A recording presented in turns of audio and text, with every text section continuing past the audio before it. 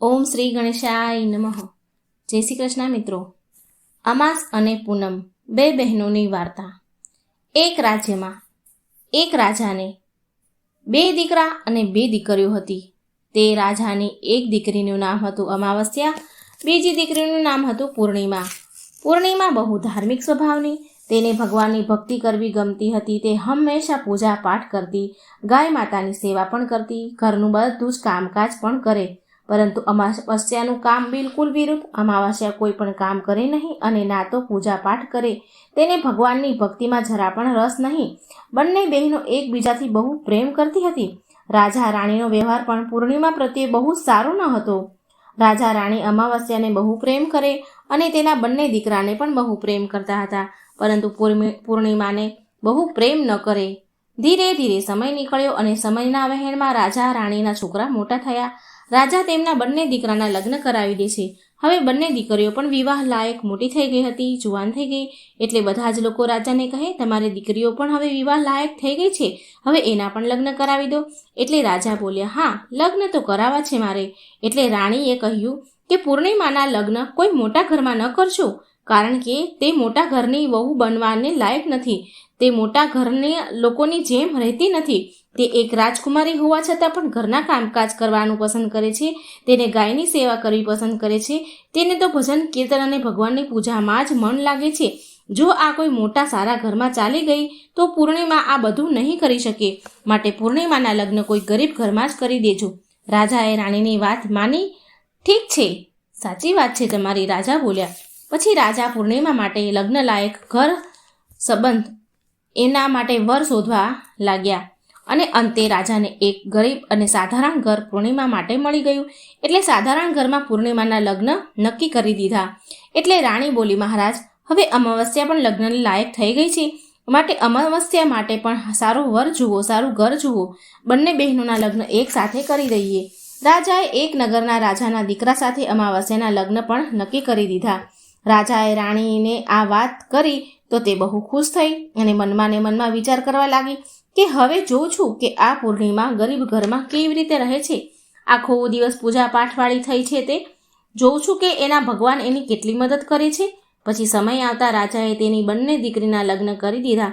અમાવસ્યાને બહુ ધન દોલત આપી, પણ પૂર્ણિમાને કંઈ જ ન આપ્યું. પૂર્ણિમાના ભાઈ ભાભી તેને બહુ પ્રેમ કરતા હતા. ખૂબ સારા અને દયાળુ સ્વભાવની હતી પૂર્ણિમા, કારણ કે પૂર્ણિમા તેની ભાભીઓને કામમાં મદદ કરતી હતી. પણ અમાવસ્યા તેના ઉપર રૂઆબ જમાવતી અને તેના ખુદના કામ ભાભીઓ પાસે કરાવતી. માટે અમાવસ્યા પ્રત્યે તેની ભાભીઓને વધારે સ્નેહ ન હતો. પછી અમાવસ્યા અને પૂર્ણિમા બંને તેના સાસરે ચાલી ગઈ.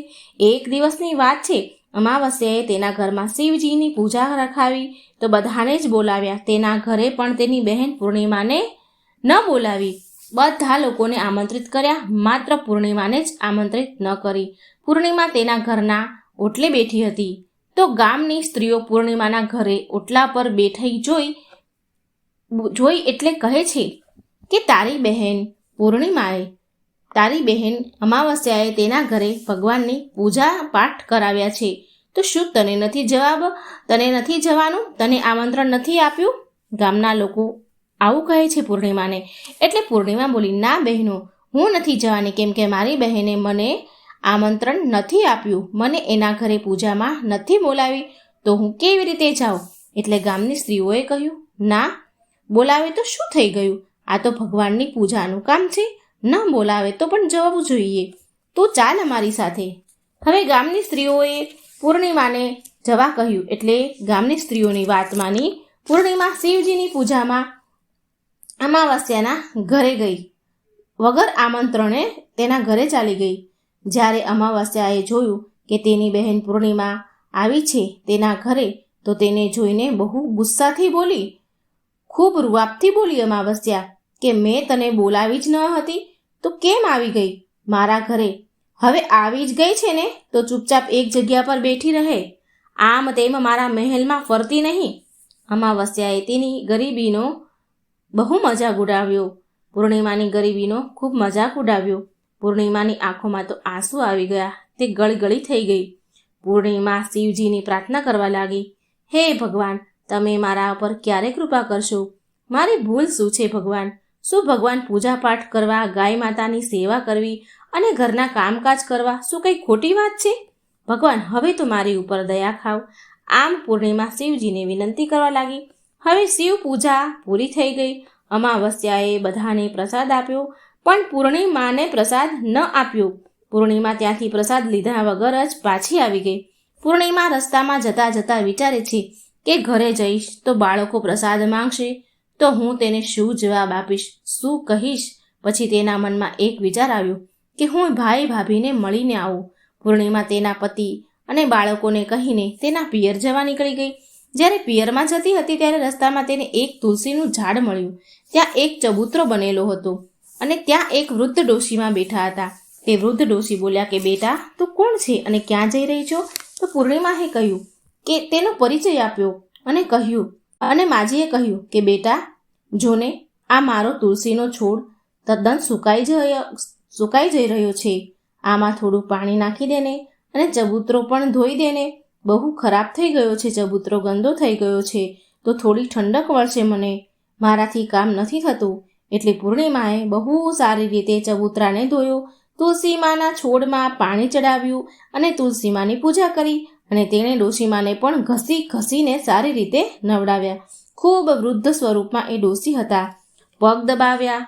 પછી પૂર્ણિમા બોલી કે હે ડોશીમા, હવે તમારે કંઈ કામ હોય તો કહો, અને જો કામ ન હોય તો હું અહીંથી જાઉં છું. પછી ડોશીમા બોલ્યા કે ના બેટા, હવે મારે કંઈ કામ નથી, તું જા બેટા, હવે તું જા. ડોશીમાએ પૂર્ણિમાને આશીર્વાદ આપ્યા અને બોલ્યા કે બેટા, જ્યારે તારા પિયરથી પાછી આવને તો મને મળીને જજે. સારું કહીને પૂર્ણિમા આગળ ચાલી. ચાલતા ચાલતા આગળ તેને એક શંકર ભગવાનનું મંદિર મળ્યું. ત્યાં પણ એક ચબૂતરો હતો. ત્યાં ચબૂતરા પાસે એક વૃદ્ધ સાધુ બેઠા હતા. મિત્રો, એ બીજું કોઈ નહીં પણ ખૂબ સ્વયં ભગવાન શિવ પોતે જ હતા. પણ પૂર્ણિમા તેને ઓળખી ન શકી. વૃદ્ધ સાધુ એ બોલાવ્યું, તે પૂર્ણિમાને બોલાવી.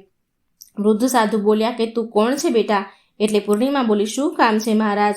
એટલે સાધુ મહારાજ બોલ્યા કે તું શું આ મંદિરની સફાઈ કરી દઈશ? બહુ ગંદુ થઈ ગયું છે મંદિર, અને આ ચબૂતરો પણ ધોઈ દે છે ને, બહુ ગંદો થઈ ગયો છે, ખરાબ થઈ ગયો છે. અને મારા નહાવા માટે 2 ડોલ પાણી પણ ભરી આપને, તારું બહુ ઉપકાર રહેશે મારા ઉપર. પૂર્ણિમાએ રાજી ખુશીથી બધા જ કામ કરી દીધા એ સાધુ મહારાજના, વૃદ્ધ મહારાજના, અને ભગવાન શિવની પૂજા પણ કરી. અને પછી એ આગળ નીકળી. થોડી વધારે આગળ ગઈ તો આગળ તેને એક મહાકાળીમાનું મંદિર મળ્યું. ત્યાં મહાકાળી એક વૃદ્ધ ડોશીનું રૂપ લઈને બેઠા હતા. મહાકાળીમાં બોલ્યા કે બેટા, તું કોણ છે? તો પૂર્ણિમાએ તેનું નામ કહ્યું, તેનો પરિચય આપ્યો. એટલે પૂર્ણિમા બોલી, શું કામ છે માજી? એટલે વૃદ્ધ ડોશીમાં બોલ્યા કે બેટા, આ મંદિરમાં તો બધા જ પૂજા પાઠ કરીને ચાલ્યા જાય છે, પણ કોઈ મંદિરની સફાઈ નથી કરતું. જો મંદિર કેટલું ગંદુ થઈ ગયું છે, બેટા જરા મંદિરની સફાઈ કરી દેને. પૂર્ણિમાએ મંદિરની સફાઈ કરી અને પછી તેણે મહાકાળીમાના શિંગાર કર્યા, પૂજા કરી. અને પછી તે ડોશીમાને પણ સ્નાન કરાવ્યું અને હાથ પગ દબાવી સેવા કરી. અને તે ત્યાંથી પૂર્ણિમા આગળ વધી તો એક નદી મળી. ત્યાં પણ એક વૃદ્ધ ડોશી હતા, અને તે કોઈ બીજું નહીં પણ સ્વયં ગંગાજી હતા, મા ગંગા હતા. એટલે તેણે કહ્યું, બેટા તું કોણ છે? ત્યારે પૂર્ણિમાએ તેનું નામ આપ્યું અને કહ્યું કે વૃદ્ધ ડોશી બોલ્યા કે બેટા, અહીં તો બધા જ સ્નાન કરીને ચાલ્યા જાય છે, પણ કોઈ આ મારા ઘાટની સફાઈ નથી કરતું. તું અહીં સાફ સફાઈ કરી દે ને. પૂર્ણિમાએ ત્યાં પણ નદીના કિનારે સાફ સફાઈ કરી. અને પછી ગંગાજી પણ તેને આશીર્વાદ આપે છે. પછી તે હોડીમાં બેસીને નદીને પેલે પાર ગઈ. હોડીમાં તો ફૂલ પથરાયેલા હતા. તે ફૂલોની હોડીમાં બેસી તેના પિયર જાય છે. તેના ભાઈ ભાભી પૂર્ણિમાને જોઈને ખુશ થઈ ગયા અને ખૂબ માન સન્માન અને ખાતેદારી કરી. ખૂબ જ તેને સાચવી અને પછી એક બીજા સાથે વાતો કરવા લાગ્યા. હળી મળીને વાતો કરે છે. સવારે જ્યારે પૂર્ણિમા ઘરે જવા તૈયાર થઈ તો તેની ભાભીઓએ તેને લાલ સાડી આપી અને કહ્યું, બહેન પૂર્ણિમા, તમે જલ્દી આ સાડી પહેરી લો અને થોડા દિવસે અહીં અમને મળવા આવતા રહેજો. તમે બહુ દિવસ પછી આવ્યા છો બહેન. પૂર્ણિમા બોલી, સારું મારી પ્યારી ભાભીઓ, તમે મને જ્યારે બોલાવશો ને ત્યારે હું આવી જઈશ. અને પછી પૂર્ણિમાએ ખુશ થઈને લાલ સાડી પહેરી લીધી અને શિંગાર પણ પૂરા કર્યા. ભાભીઓએ થેલો ભરીને ધન અને ઘરેણાં આપ્યા. પૂર્ણિમા ત્યાંથી ચાલતી થઈ અને ચાલતા ફરી તે નદી મળી અને હોડીમાં બેસીને તે નદીના બીજે પાર પહોંચી તો તે વૃદ્ધ ડોશીમાં મળ્યા જે ગંગાજી હતા. તેણે કહ્યું કે બેટા, આવી ગઈ તારા પિયરથી? પૂર્ણિમા બોલી, હા માજી. અને તે ગંગાજીના રૂપમાં વૃદ્ધ માજીએ કહ્યું, એક થેલો આપ્યો અને બોલ્યા કે આ લઈ જા બેટા. હું ક્યાં આ થેલાને અહીંથી અહીં ફેરવું? આ થેલો બહુ ભારે છે, તું આને રસ્તામાં ન ખોલતી, આને તારા ઘરે જઈને જ ખોલજે. પૂર્ણિમા બોલી, ઠીક છે માજી. અને ત્યાંથી એ ચાલતી થઈ. આગળ ગઈ તો મહાકાળીનું મંદિર આવ્યું અને ત્યાં પણ ગરડા ડોશી જે પહેલાં બેઠા હતા એ હજી પણ બેઠા જ હતા. તે ડોશીમાએ પણ પૂર્ણિમાને થેલો આપ્યો અને હવે પૂર્ણિમા પાસે 3 થેલા થઈ ગયા. તે ત્યાંથી આગળ ચાલી તો શિવ મંદિર આવ્યું જ્યાં સફાઈ કરી હતી. વૃદ્ધ સાધુના રૂપમાં ભગવાન શિવ બેઠા હતા. એ ત્યાં આવી તો ત્યાં તેણે પણ એ વૃદ્ધ સાધુએ પણ પૂર્ણિમાને એક થેલો આપ્યો. એટલે તે લઈને પણ પૂર્ણિમા આગળ વધી. આગળ તેને તુલસીમાં મળ્યા જે તુલસીના ક્યારા પાસે એક ડોશી બેઠા હતા. વૃદ્ધ એણે મળે તો એણે પણ એક થેલો આપ્યો. હવે જ્યારે પૂર્ણિમા ઘરે પહોંચી તો તેને 5 થેલા મળ્યા. એ 5 થેલા એને ખોલ્યા. સૌથી પહેલાં તેણે પિયરનો થેલો ખોલ્યો તો તેમાં ખાવા પીવાની વસ્તુ, કપડાં, ઘરેણાં હતા. એટલે પૂર્ણિમાએ ખાવા પીવાની વસ્તુ છોકરાઓને આપી તો છોકરા રાજી થઈ ગયા. તેણે બીજો થેલો ખોલ્યો તો ગંગાજીએ આપ્યો હતો જે થેલો એ ખોલ્યો તો એમાં સોના ચાંદી ભર્યા હતા. ત્રીજા થેલો ખોલ્યો તો જે મહાકાળી માએ આપ્યો હતો તેમાં 16 શણગારનો સામાન હતો. ચોથો થેલો જે ભગવાન શિવે આપ્યો હતો તે ખોલ્યો તો તેમાં બધું જ ધન, સંપત્તિ, સોના, ચાંદી, હીરા, મોતી હતા. 5મો થેલો જે તુલસી માનો હતો તે ખોલ્યો તો તેમાંથી ચોખા, ઘઉં અને બધી જાતના અનાજ હતા. હવે પૂર્ણિમાના ઘરમાં કોઈ ગરીબી ન હતી, કોઈ વસ્તુની કમી ન હતી. ધન, સંપત્તિ અને અન્નધનના ભંડારથી તેનું ઘર ભરાઈ ગયું. પૂર્ણિમા તો ખુશ રહેવા લાગી. એક દિવસ પૂર્ણિમાએ વિચાર્યું કે હું મારા ઘરે શિવજીની પૂજાપાઠ કરાવું. પૂર્ણિમાએ શિવજીના પૂજાપાઠ માટે બધાને જ બોલાવ્યા અને તેના બહેનના ઘરે પણ આમંત્રણ આપવા ગઈ. અમાવસ્યાના ઘરે આમંત્રણ આપવા ગઈ. જ્યારે અમાવસ્યા તેના બહેનના ઘરે શિવ પૂજામાં આવી તો તેના ઘરમાં ધન દોલત જોઈને તે આશ્ચર્યમાં પડી ગઈ, કારણ કે એને તો ગરીબ ઘરમાં પરણાવી હતી. પછી અમાવસ્યાએ પૂર્ણિમાને પૂછ્યું કે તારા ઘરે ધન દોલત વૈભવ ક્યાંથી આવી ગયું? એટલે પૂર્ણિમા બોલી, જો બહેન, તે તારા ઘરે શિવ પૂજા રાખી હતી તો તે મને ન બોલાવી. હું તારા ઘરે વગર બોલાવે આવી પણ ગઈ તો તે મને ભગવાનનો પ્રસાદ પણ ન આપ્યો. પછી તારા ઘરેથી આવ્યા પછી હું પિયરમાં ગઈ અને આ રીતે એક કરી પૂર્ણિમાએ બધી જ વાત કરી. જે ડોશીમાએ થેલા આપ્યા હતા એ બધી જ વાત કરી. એટલે અમાવસ્યા બોલી, હું પણ મારા પિયર જઈશ.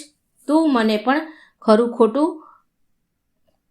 ખોટું બોલ અને પ્રસાદ ન આપતી. તું પણ એવો જ વ્યવહાર કર જેવો મેં તારી સાથે કર્યો હતો. એટલે પૂર્ણિમા બોલી, આ તો ભગવાનનો પ્રસાદ છે, હું તો બધાને જ આપીશ. હું તારા જેવું નહીં કરું. પણ પૂર્ણિમાના આપવા છતાં પણ અમાવસ્યાએ એ પ્રસાદ શિવજીનો ન લીધો અને ઘરે જઈને બધાને કહીને તેના પિયર જવા નીકળી. રસ્તામાં તુલસીમાં પાસે એક વૃદ્ધ માજી બેઠા હતા જે પહેલાં પૂર્ણિમાને મળ્યા હતા. એ હવે અમાવસ્યાને પણ મળ્યા. તેણે કહ્યું, બેટા, મારો ચબૂતરો ધોઈ દેને, તુલસીમાં પાણી નાખી દેને. એટલે અમાવસ્યા બોલી કે એ ડોશી, મેં આટલી મોંઘી સાડી પહેરી છે, આ ગંદી થઈ જશે, હું કંઈ તારું કામ ન કરું. એમ કહીને આગળ વધી.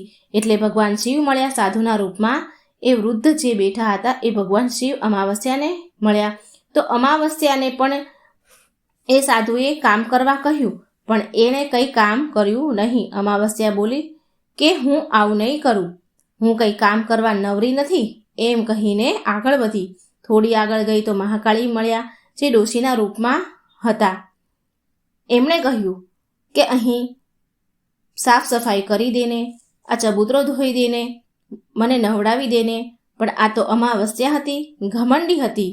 એટલે એ મોં મચકોડીને આગળ નીકળી અને ફરી આગળ ગંગાજી મળ્યા ડોશીમાના રૂપમાં. તો એણે પણ આવું જ કીધું.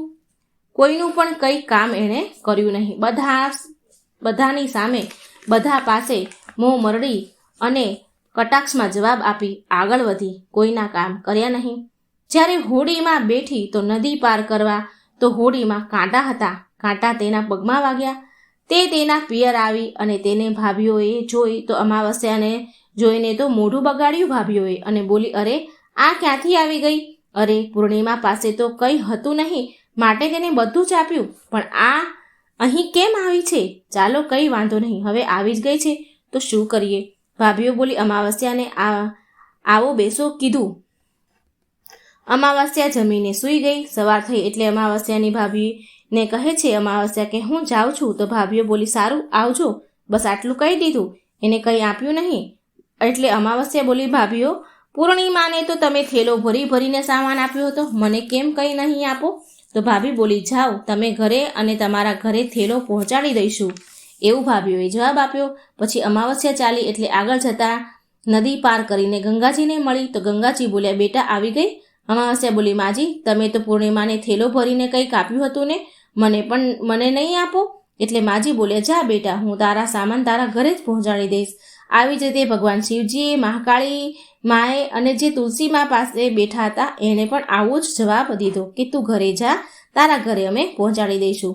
જ્યારે તે ઘરે પહોંચી તો તેના આંગણામાં 5 થેલા પડ્યા હતા. જ્યારે અમાવસ્યા બધા થેલા ખોલે છે તો કોઈ થેલામાં માટી, કોઈનામાં પથ્થર, કોઈમાં સાપ, આવું બધું નીકળ્યું, કોઈમાં વીછી. તો અમાવસ્યાએ તેનું માથું પકડીને બેસી અને બોલી કે હે ભગવાન, મને તો પિયરમાંથી પણ કંઈ ન મળ્યું અને અહીં પણ કંઈ ન મળ્યું. અને અમાવસ્યા તો દોડીને પૂર્ણિમા પાસે જાય છે અને બોલી કે તને કેટલું બધું મળ્યું, મને તો કંઈ ન મળ્યું, તને બધું ધન દોલત બધું જ મળ્યું, હીરા મોતી બધું જ મળ્યું. તો પૂર્ણિમા બોલી, જ્યારે હું પિયર જાઉં છું તો ભાભીઓને મદદ કરું છું અને તે તો ભાભીને મદદ ક્યારેય કરી જ નથી, તો ભાભી તને શું કામ કંઈ આપે? ગંગા મૈયાને પણ તે ઠુકરાવી દીધા, તેનું કામ ન કર્યું. શિવજી, મહાકાળી અને તુલસીમાં આ બધાને પણ તે ઠોકર મારીને તું આગળ ચલી, માટે ભગવાને તને કંઈ ન આપ્યું.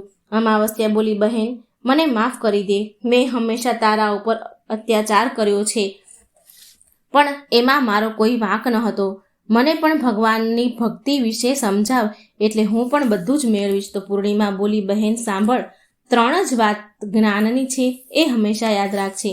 પહેલી વાત છે કે બધા જ પર દયા રાખવી, બીજી વાત છે પૂજા પાઠ કરવા, ત્રીજી વાત છે 108 વાર ઓમ નમઃ શિવાયનો જાપ કરવો. બહેન, ભગવાને જે 3 સૂત્ર આપ્યા છે તેને પ્રસાદના રૂપમાં સ્વીકાર કરી લે, તેને હૃદયમાં વસાવી લે. મેં સાચા મનથી ભગવાનની પૂજા પાઠ કર્યા છે, બધાની મદદ કરી છે, બધાના કામ કર્યા છે, માટે મને બધું જ મળ્યું અને તારી પાસે જે હતું એ પણ ચાલ્યું ગયું. અમાવસ્યા તેના ઘરે આવી અને ખૂબ પૂજા પાઠ કરવા લાગી. ભગવાન શિવની પૂજા પાઠ કરે છે. તેણે મનમાં ભગવાન શિવની માફી માંગી અને પછી ભગવાન શિવે એને માફ કરી દીધી અને પછી ભગવાનની ભક્તિ કરવા લાગી, એટલે એના ઘરમાં પણ બધું જ સારું થઈ ગયું. તો મિત્રો, આ અમાવસ્યા અને પૂર્ણિમાની વાર્તા હતી. તમને જો સારી લાગે, વિડીયો સારો લાગે તો લાઈક કરજો, શેર કરજો, કોમેન્ટ બોક્સમાં ભગવાનનું નામ પણ જરૂર લખજો અને ભગવાનની આવી જ રસપ્રદ વાર્તાઓ સાંભળવા માટે મારી ચેનલને સબસ્ક્રાઈબ જરૂર કરજો. જય શ્રી કૃષ્ણ, રાધે રાધે, થેન્ક યુ.